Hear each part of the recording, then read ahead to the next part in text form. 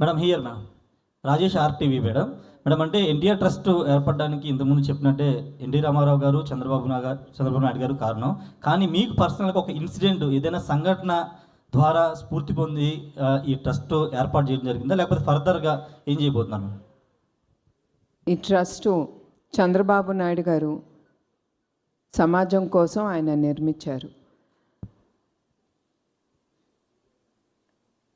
And ఒకటి, నాకు ఎవరైనా ఒక బాధ్యత ఇచ్చినప్పుడు నేను వెనక ముందు ఆలోచించను.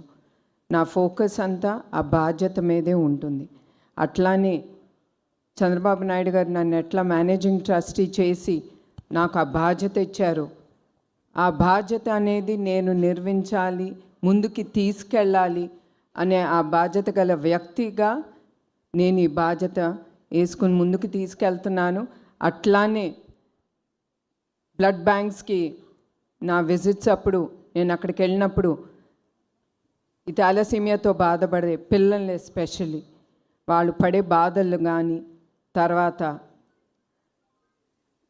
అది నన్ను కదిలించింది. అదే కాకుండా మేము చల్లపల్లి ఎన్టీఆర్ మెమోరియల్ ట్రస్ట్ కింద పేద పిల్లలకి, అనాథ పిల్లలకి ఒక స్కూల్ మేము నడుపుతున్నాం. దాంట్లో దగ్గర 368 మంది పిల్లలు ఉన్నారు. వాళ్ళందరూ నేను వెళ్ళినప్పుడు వాళ్ళు నాకు ఇచ్చే ప్రేమ, అభిమానం, that is the one which is making me go forward. ఇంకా ఏదో నేను చెయ్యాలి, వాళ్ళ ముఖంలో ఆ సంతోషం అనేది చూడాలని ఆ ధ్యాసతోనే నేను ఈ సేవా కార్యక్రమాలు ఇంకా ముందుకు తీసుకెళ్తున్నాను. తమన్ గారు, మీకు క్వశ్చన్. మీరు బాలయ్య గారితో వరుసనే అఖండ, మా వీరసింహారెడ్డి, తర్వాత భగవంత్ కేసరి, రీసెంట్గా డాకు మహారాజ్, నెక్స్ట్ అఖండ 2, మళ్ళీ గోపిచంద్ మల్లేని గారి ప్రాజెక్ట్స్ ఉన్నాయి. మీరు ఎస్ఎస్ తమన్ కాస్త నందమూరి తమన్ అయిపోయారు. అదేమన్నా కొంత ప్రెషర్ అనిపిస్తుందా? ఎందుకంటే ఇంకా ఎక్స్పెక్టేషన్స్ ఎక్కువ ఉంటాయి ప్రతి సినిమాకి. అదేమన్నా ప్రెషర్ అనిపిస్తుందా? ప్రెషర్గా తీసుకుంటే ప్రెషర్, బట్ అది ప్లెజర్ కూడా ఇస్తుంది కదా. So it's okay, it's balance. మన హెడ్లో ఎలా తీసుకుంటాం అనే బట్ట. So I'm balancing it nice. Madam ఈ క్యాన్సర్ హాస్పిటల్కి సంబంధించి హైదరాబాద్లో పేషెంట్లు ఎక్కువ మంది వస్తున్నారు. ఇప్పుడు ఆంధ్రప్రదేశ్లో కూడా క్యాన్సర్ హాస్పిటల్కి సంబంధించి చంద్రబాబు గారు సీఎం గారు ఉన్నారు కదా, ఇక్కడ కూడా ఒకటి క్యాన్సర్ హాస్పిటల్ ఏర్పాటు చేసే ప్రక్రియకు ఎన్టీఆర్ ట్రస్ట్ కానీ బాలకృష్ణ గారు కానీ ముందడుగు వేస్తారా? మేము హాస్పిటల్స్ వరకు మేము ఆలోచించలేదు మా ట్రస్ట్ తరఫున. ఎందుకంటే దీనికి చాలా డబ్బులు, ఏదైనా ముందుకు తీసుకెళ్ళాలంటే డబ్బు అనేది చాలా అవసరం. మా ట్రస్ట్ అయితే ఇప్పటి వరకు మేము ఆలోచించలేదు. And of course బసవరామ Tarakam cancer institute, నాకు తెలిసి చంద్రబాబు నాయుడు గారు ఎప్పుడు ఫస్ట్ ముఖ్యమంత్రిగా అయినప్పుడు నాకు తెలిసింది ఆయన ఆ ఇన్స్టిట్యూట్కి ల్యాండ్ ఇచ్చారని. తప్పకుండా నేను అనుకుంటున్నాను బాలకృష్ణ గారు ఆ క్యాన్సర్ ఇన్స్టిట్యూట్ ఇక్కడ ఆంధ్రప్రదేశ్లో కూడా ఆయన నిర్వహిస్తారని. మేడం ఇక్కడ 1 minute. చాలా ఓన్లీ తలసీమియా కాకుండా చాలామంది పిల్లలు చాలా సమస్యతో బాధపడుతున్నారు మేడం. మీరు తలసీమియాని ఎందుకు సెలెక్ట్ చేసుకున్నారు? ఈ థాలసీమియా అనేది మీకు చెప్పినట్టు చాలామంది ఆలోచన రాదు ప్రజలకి దట్ మనకి థాలసీమియా ఉందని.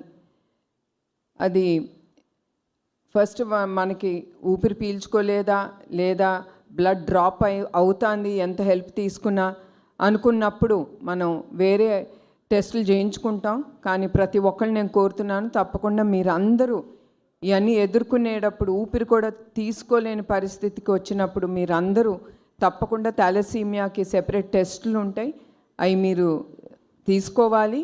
అదే కాకుండా మెయిన్గా మీకు చెప్పినట్టు బ్లడ్ బ్యాంక్స్ విజిట్ అప్పుడు ఆ చిన్నారులు వచ్చి ఆ బ్లడ్ ట్రాన్స్ఫ్యూషన్ అనేది వాళ్ళు చేసుకున్నప్పుడు వాళ్ళు పడే ఇబ్బందులు, వాళ్ళు ఎట్లా ఉంటారో వాళ్ళని చూస్తే కూడా చాలా బాధగా ఉంటుంది.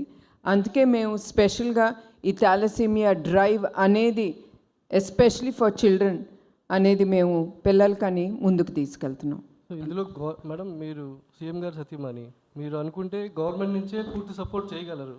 అసలు ఇట్లా ఎందుకు ప్లాన్ చేశారనేది? At the end I'm Bhuvaneswari. పదవులు వస్తాయి వెళ్తాయి, అది నాకు ఇంపార్టెంట్ కాదు.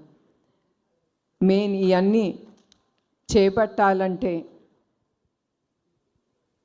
I have to stand on my legs. నాకు ఇష్టం ఉండదు చంద్రబాబు నాయుడు గారిని ఏది అడగను, ఆయన అడిగినా కూడా ఇచ్చే వ్యక్తి కాదు.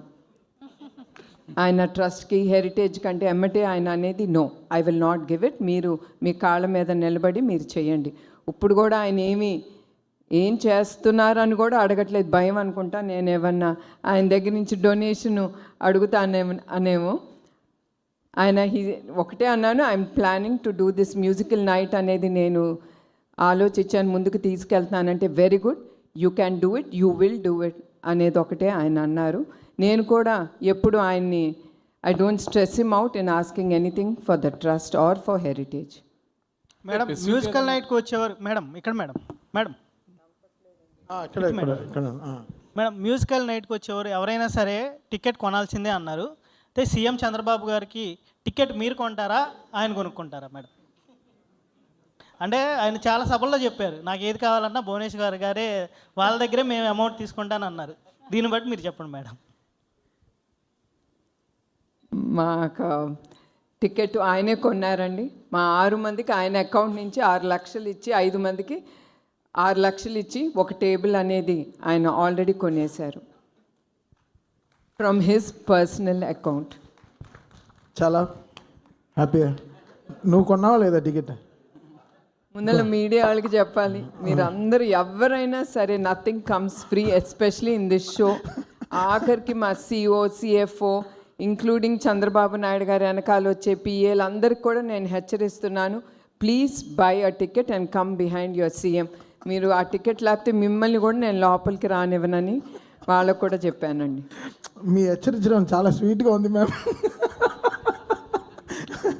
మేడం మేడం అంటే పవన్ కళ్యాణ్ గారు వస్తున్నారా మేడం? మేడం ఒకవైపు హెరిటేజ్. ఎస్ అండి, నేను ఆయనకి ఫోన్ చేసి ఆయన్ని నేను ఇన్వైట్ చేశాను. సో ఐఎమ్ షూర్ ఆయన తప్పకుండా వస్తారని నేను అనుకుంటున్నానండి. మేడం హెరిటేజ్, రెండోది ఎన్టీఆర్ ట్రస్ట్, మూడోది గృహిణిగా ఎలా బ్యాలెన్స్ చేయగలుగుతున్నారు మేడం? మనిషి అనుకుంటే ఏమన్నా చేయగలరండి. నాకు టైం లేదు అనుకుంటే టైం ఉండదు. ఎస్, నాకు టైం ఉంది, నేను చేయగలను అనుకుంటే ఆ డోర్స్ అట్లానే ఓపెన్ అవుతాయి. మనకి టైం ఉంటుంది, ప్రతి దానికి టైం అనేది ఉంటుంది. లేదు అంటే ఇట్ విల్ బీ క్లోజ్డ్, నేను చేయలేను, I'm tired, I'm stressed out అనుకుంటే తప్పకుండా ఆ విల్ అనేది క్లోజ్ అయిపోతుంది. So you should have the will, the way will come on its own. అది నేను నమ్ముతానండి. మేడం ఇటీవల చాలామంది పిల్లలతో మీరు ఇంటరాక్ట్ అయ్యారు, అటు కుప్పంలో కావచ్చు, రాష్ట్ర వ్యాప్తంగా అనేక ప్రాంతాల్లో, అటు తెలంగాణలో కానీ ఆంధ్రప్రదేశ్లో కానీ, ఎక్కడన్నా ఈ తలసేమియా పిల్లలతో మీరు తారసపడ్డారా? దాంతో ఇన్స్పిరేషన్ ఏమన్నా తీసుకున్నారా? ఈ థాలసీమియా అనేది నేను ఎక్కువగా అనంతపూర్లో చూశానండి. ఇది తప్పకుండా అక్కడ కూడా అడిగారు, వాళ్ళకి తెలుసు మేము థాలసీమియా బ్లడ్ బ్యాంక్స్ అనేది మేము ముందుకు తీసుకెళ్తున్నాం, నడుపుతున్నామని.